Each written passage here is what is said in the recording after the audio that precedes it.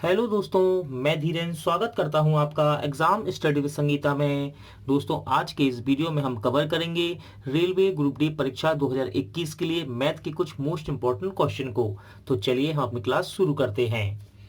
दोस्तों, पहला क्वेश्चन कह रहा है 2 लीटर का 600 मिलीलीटर से क्या अनुपात है। सवाल में कह रहा है 2 लीटर का 600 मिलीलीटर से क्या अनुपात है।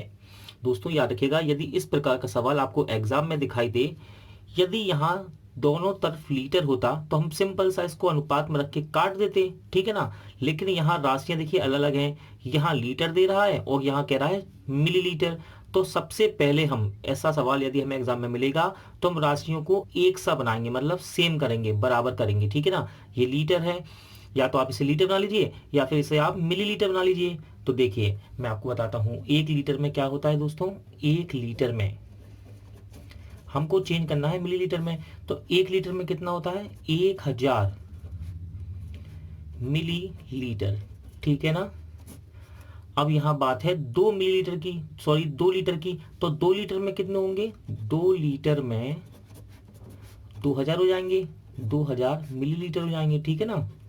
अब देखिए 2 लीटर, 2 लीटर का 600 मिलीलीटर से अनुपात क्या है। तो 2 लीटर का 600 मिलीलीटर से अनुपात क्या है। अब हम इसे एक सेम राशि में, यानी कि एक सी राशि में बदल देते हैं। देखिए 2 लीटर बराबर कितना है 2000 मिलीलीटर, यहां रख देते हैं हम। और ये तो मिलीलीटर में दे ही रखा है, तो हम इसको ऐसा कैसे रख देंगे।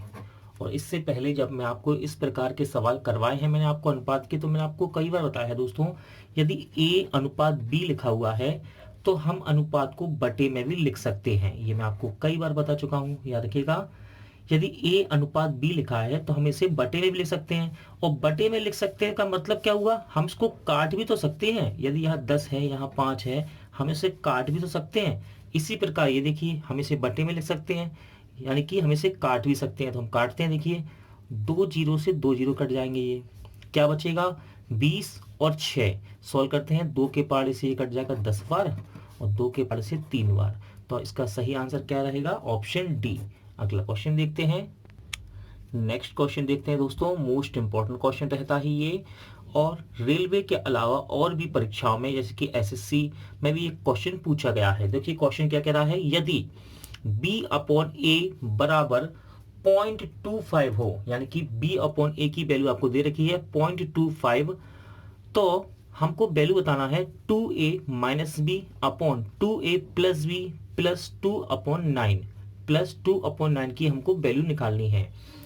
दोस्तों, इस सवाल में यदि आपने a और b की वैल्यू निकाल ली यहां से, तो यहां बस केवल रखना है और आंसर आ जाएगा। तो देखिए मैं आपको b अपॉन ए बराबर क्या दे रखा है 0.25, यहां से हम a और b की वैल्यू निकालते हैं। देखिए b अपॉन ए बराबर 0.25 दे रखा है आपको, ठीक है ना।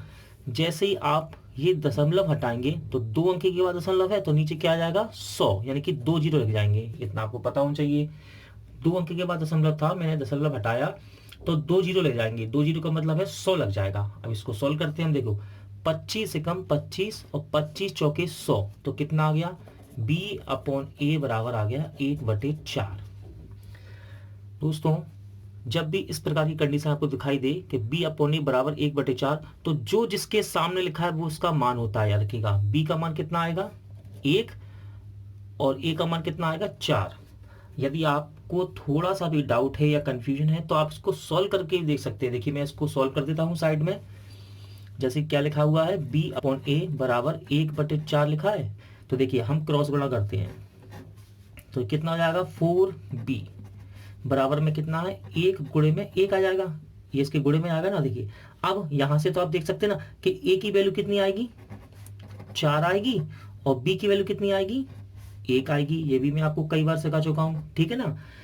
बराबर में कंडीशन दी हो तो देखिए a की वैल्यू कितनी रहेगी जो इस संख्या के गुणे में है, क्या है 4, और b की वैल्यू क्या रहेगी 1। तो देखिए a का मान कितना आ गया 4 और b का मान कितना 1। वही मैंने आपसे यहाँ कहा था, जो जिस बराबर में हो, जो जिसके सामने लिखा वो उसका मान है। और आप ऐसे सॉल्व करके भी निकाल सकते हैं। देखिए ठीक है, अब हम सवाल को सॉल्व करते हैं। सवाल क्या देखा है, सवाल दे रखा है 2a minus B upon 2a plus B plus 2/9। यहां हम वैल्यू रखते हैं दोस्तों 2। ए की वैल्यू कितनी है 4 माइनस बी की वैल्यू कितनी है 1। ठीक है, फिर रखते हैं 2। ए की वैल्यू कितनी है 4 प्लस बी की वैल्यू कितनी है 1 प्लस 2/9। देखिए इसको सॉल्व करते हैं हम। 4 दूनी 8, 8 में से 1 घटेगा तो कितना आएगा 7। ठीक है ना, इसे देखिए 4 दूनी 8 और 8 में 1 जोड़ेंगे तो 9 प्लस में 2/9 तो चल ही रहा है दोस्तों। इसे मैं यहाँ सॉल्व कर देता हूँ जिससे आपको समस्या ना हो देखने में। देखिए कितना आ गया ये 7/9 प्लस 2/9। ये क्या है अंश बटे हर। दोस्तों हर दोनों के समान है, हर दोनों के समान है, तुमको डायरेक्ट भी जोड़ सकते हैं तो हम जोड़ देते हैं। देखिए 9/2 वरना आप इसे एलसीएम विधि से भी कर सकते हैं। दोनों के हर समान है तो हम इसको डायरेक्ट जोड़ सकते हैं। जोड़ दीजिए 7 और 2 9 और 9 9 ऐसे लिखा रहेगा। देखिए या आप एलसीएम लेके भी कर सकते हैं तो काट देते हैं। देखिए 9 एकम 9, यानी कि इसका राइट आंसर क्या रहेगा ऑप्शन सी। अगला क्वेश्चन देखते हैं। नेक्स्ट क्वेश्चन दोस्तों, एक ट्रेन 10 सेकंड में एक स्थिर वस्तु को पार करती है। यदि ट्रेन की चाल 25 मीटर पर सेकंड है तो ट्रेन की लंबाई क्या है। दोस्तों ट्रेन की लंबाई कह लीजिए या फिर ट्रेन की दूरी भी हम इसको कह सकते हैं। ठीक है ना, ट्रेन की लंबाई निकालनी है। यहां आपको दे रखा है ट्रेन की चाल 25 मीटर पर सेकंड। ठीक है, तो हम लिख लेते हैं ट्रेन की चाल 25 मीटर पर सेकंड। ठीक है, और वह 10 सेकंड में एक स्थिर वस्तु को पार करती है। यानी कि ये हम इसको समय दे रखा है, एक वस्तु यानी कि एक वस्तु रखी हुई है और इसको ये पार करती है तो कितना समय लेती है 10 सेकंड का। यानी कि समय भी दे रखा है, हमें समय दे रखा है 10 सेकंड। कह रहा है ट्रेन की लंबाई बताइए। तो दोस्तों फॉर्मूला क्या होता है, लंबाई बराबर या आप कह सकते हैं दूरी बराबर, लंबाई बराबर या दूरी बराबर चाल गुणे समय। दोस्तों सवाल इजी है लेकिन इस प्रकार के सवाल ग्रुप डी में पूछे जाते हैं। ठीक है ना, देखिए चाल कितनी है 25 मीटर पर सेकंड में और समय सेकंड में दे रखा है आपको कितना 10 और आंसर भी मीटर में आ रहा है। यहाँ आपसे किलोमीटर प्रति घंटा में कोई मतलब नहीं है तो हम सिंपल सा बस गुणा करेंगे। कितना हो जाएगा ये 250 मीटर, यानी कि इसका सही आंसर रहेगा ऑप्शन बी। अगला क्वेश्चन देखते हैं। दोस्तों जैसा कि मैं आपको प्रीवियस ईयर के साथ कुछ एक्सपेक्टेड और इम्पोर्टेंट क्वेश्चन भी करवाता हूं तो मैं आपके लिए आज इम्पोर्टेंट क्वेश्चन लेकर आया हूं क्षेत्रफल से। देखिए क्वेश्चन क्या कह रहा है, एक आयताकार मैदान का परिमाप 480 मीटर है तथा इसकी लंबाई चौड़ाई का अनुपात 5:3 है, तो मैदान का क्षेत्रफल क्या है। तो दोस्तों सबसे पहले हम देखते हैं आयत को। देखिए ये है आपका आयत, ठीक है ना, इसे कहते हैं हम लंबाई और दोस्तों ये होती है चौड़ाई। ठीक है ना, यहां आपको दे रखा है आयताकार मैदान का परिमाप, यानी कि इस आयत का परिमाप आपको दे रखा है 480 मीटर और इसकी लंबाई चौड़ाई का अनुपात दे रखा है 5:3। ठीक है, इसकी लंबाई ये रही, इसका अनुपात कितना है 5:3 के रेशियो में है ये। ठीक है, लंबाई कितनी है 5x और चौड़ाई 3x के अनुपात में आपको दे रखी है और आपको यहाँ परिमाप भी दे रखा है। कह रहा है मैदान का क्षेत्रफल बताइए। सबसे पहले आपको पता होना चाहिए कि मैदान का क्षेत्रफल यानी कि आयत का क्षेत्रफल होता क्या है। तो आयत का क्षेत्रफल होता है दोस्तों, आयत का क्षेत्रफल क्या होता है L इंटू बी, यानी कि लंबाई गुणे चौड़ाई। यदि आप L इंटू बी निकाल लें तो सवाल सॉल्व हो जाएगा। देखिए हम सवाल को सॉल्व करते हैं। अब कैसे कहेंगे, कह रहा है आयताकार मैदान का परिमाप 480 है। होता क्या है दोस्तों आयताकार मैदान का परिमाप, तो आयत का परिमाप कितना दे रखा है आपको 480 और परिमाप होता क्या है दोस्तों, परिमाप होता है 2l प्लस बी। क्या होता है आयत का परिमाप 2l प्लस बी बराबर कितना दे रखा है आपको ये 480। एल बी, आप एल की वैल्यू कितनी है, लंबाई कितनी है 5x और चौड़ाई कितनी दे रखी है रेशियो में 3x। इसको आप यहाँ रख सकते हैं। देखिए रखते हैं हम, L कितना है 5x और चौड़ाई 3x बराबर में 480। देखिए ये कितना हो जाएगा 5 और 3 8, ये दोस्तों 8x हो जाएगा। कितना 8x, 8x का गुणा यहाँ कर सकते हैं हम, हाँ कर सकते हैं। तो ये कितना हो जाएगा 16x बराबर कितना हो गया 480। इसे सॉल्व कर लेते हैं। देखिए 16, 16 32, 16 यानी कि x की वैल्यू निकल कर आएगी दोस्तों, x की वैल्यू निकल कर आएगी 30। कितनी आ गई x की वैल्यू? 30। x की वैल्यू आ गई है 30। अब आपको निकालना है आयत का क्षेत्रफल। इसके लिए जरूरत पड़ेगी l इंटू बी यानी कि लंबाई चौड़ाई की। तो सबसे पहले हम निकालते हैं इसकी लंबाई। लंबाई कितनी है दोस्तों? लंबाई आपको दे रखी है 5x के अनुपात में। यदि आप x की वैल्यू यहां रख दें, x की वैल्यू कितनी निकाली आपने? 30, यहां रख दें तो कितना हो जाएगा लंबाई? 150। ठीक है ना। अब चौड़ाई कितनी दे रखी है? चौड़ाई दे रखी है 3x के अनुपात में। चौड़ाई दे रखी है आपको 3x के अनुपात में। यदि आप x की वैल्यू यहां रख दें तो आपकी चौड़ाई भी आ गई, 3 3 का 9, 90। आपसे क्या पूछ रहा है? आयत, मैदान का क्षेत्रफल क्या होगा? मैदान क्या है? आयताकार है, तो क्षेत्रफल क्या होता है? मैंने अभी आपको बताया था, देखिए l इंटू बी की लंबाई गुणे चौड़ाई। रख दीजिए वैल्यू। l की वैल्यू कितनी है? 150 और चौड़ाई कितनी निकाली? 90। गुणा कर देंगे, 15 135 और 2 जीरो के साथ में गुणे में तो ये भी आएंगे। तो आंसर कितना आएगा? 13,500 वर्ग मीटर में। वर्ग मीटर में। अगला सवाल देखते हैं। नेक्स्ट क्वेश्चन दोस्तों इंपॉर्टेंट क्वेश्चन है। एक आयत की लंबाई इसकी चौड़ाई से दुगनी है यदि इसके विकर्ण की लंबाई 10√5 सेंटीमीटर हो तो आयत का परिमाप क्या होगा? तो दोस्तों अभी हमने आयत का परिमाप से सवाल को सॉल्व किया था। अब इस क्वेश्चन में कह रहा है कि आयत का परिमाप क्या होगा। ठीक है ना। तो सबसे पहले देखते हैं हम दोस्तों आयत को। देखिए ये रहा आपका आयत, ठीक है ना। और यहां आपसे कह रहा है एक आयत की लंबाई, लंबाई किसको कहते हैं? ये होती है लंबाई और ये होती है आपकी चौड़ाई। ठीक है ना। आयत की लंबाई चौड़ाई से दुगनी है तो चौड़ाई को मैं मान लेता हूं दोस्तों x और लंबाई को कितना कर दूंगा?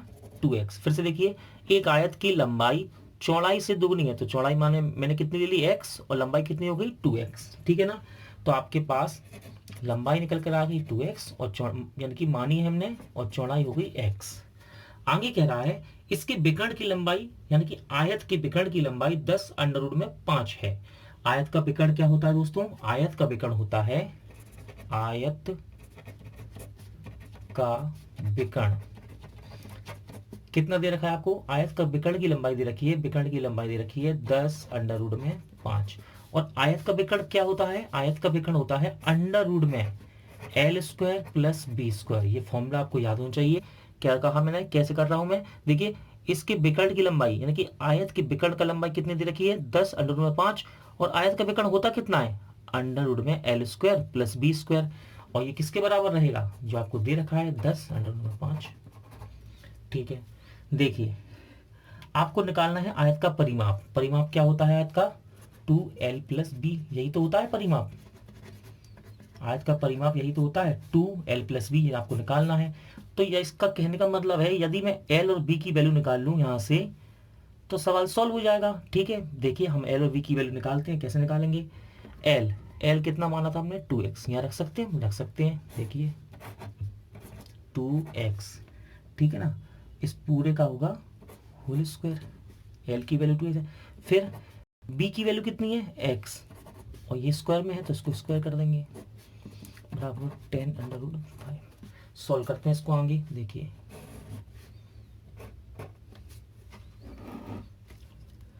2 दूनी 4, ये हो जाएगा 4x² और ये हो जाएगा x² √5। इसे दोस्तों थोड़ा सेट कर लेता हूँ। देखिए सॉल्व करते हैं दोस्तों। ये हो जाएगा, मैं इसको यहाँ कर देता हूँ सॉल्व साइड में। ये हो जाएगा 5 √5x²। 4x² और 1x² जुड़ेगा तो 5x² हो जाएगा, बराबर में √10। अब मुझे x की वैल्यू निकालनी है। कैसे निकालूंगा? मैं दोनों तरफ वर्ग कर सकता हूँ, दोनों तरफ वर्ग कर सकता हूँ। कर सकता हूँ तो कर देता हूँ मैं वर्ग कर देता हूँ। ठीक है दोस्तों, आपको पता ही है वर्ग से √ कैंसिल हो जाता है। हो गया। देखिए तो ये कितना आएगा?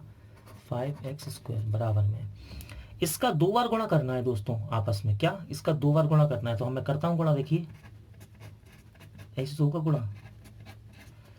तो 10 का गुणा 10 में होगा कितना हो जाएगा? 100 और √5 का गुणा जब √5 में होगा तो कितना निकल कर आ गई है, 5 हो जाएगा। तो यहाँ पे मैं लिख सकता हूँ, क्या लिख सकता हूँ, 100 गुणे में 5। ठीक है, 5 से 5 कैंसिल हो गया। एक्स स्क्वायर वाला क्या लिखा है, 100, तो एक्स की वैल्यू कितनी आ जाएगी, एक्स की वैल्यू आ जाएगी दोस्तों 10। यहां तक हमने अभी एक्स की वैल्यू निकाली है। ठीक है, हम यहां से लंबाई चौड़ाई भी निकाल सकते हैं। देखिए लंबाई कैसे निकालेंगे, लंबाई कितनी देखिए आपको 2x, लंबाई कितनी देखिए 2x, इस x को उठा के यहां रखिए तो लंबाई कितनी आ जाएगी 20। चौड़ाई कितनी देखिए आपको, चौड़ाई दे रखी है आपको x, और x की वैल्यू कितनी है 10, x की वैल्यू कितनी 10, तो चौड़ाई कितनी होगी 10। अब हम सवाल को सॉल्व करेंगे, बस आपको आंसर निकालना है।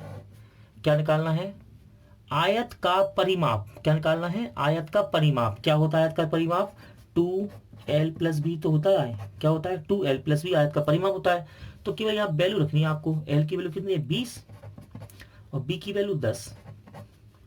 ये कितना हो जाएगा दोस्तों, ये हो जाएगा आपका 30 जुड़ के, और 2 का गुणा करेंगे 30 में तो कितना आएगा 60। कितना आएगा आंसर 60 मीटर।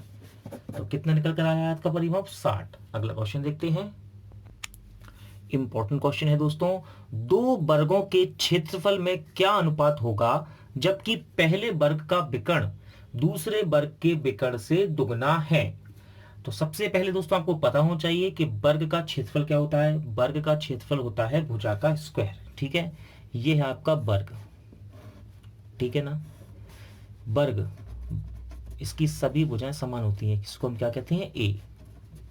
ठीक है ना, वर्ग का क्षेत्रफल क्या होता है, वर्ग का क्षेत्रफल भुजा का स्क्वायर होता है। सबसे पहले याद रखिएगा कि भुजा का स्क्वायर आप कह सकते हैं ए स्क्वायर, और आपको निकालना वही है 2 वर्गों के क्षेत्रफल में क्या अनुपात होगा, यानी कि हमको क्षेत्रफल निकालना, और निकालना कहां से है, विकर्ण के द्वारा। कैसे, विकर्ण के द्वारा। आपसे कह रहा है पहले वर्ग का विकर्ण दूसरे वर्ग के विकर्ण से दुगना है। पता होना चाहिए आपको वर्ग का विकर्ण क्या होता है, वर्ग का विकर्ण होता है दोस्तों a√2, यह है विकर्ण, यानी कि भुजा गुणे √2। अब देखिए क्या कह रहा है, यहां पर 2 वर्ग हैं दोस्तों, 2, ठीक है ना, 2 वर्ग हैं, और कह रहा है पहले वर्ग का विकर्ण यानी कि a√2 दूसरे वर्ग के विकर्ण से दुगना है।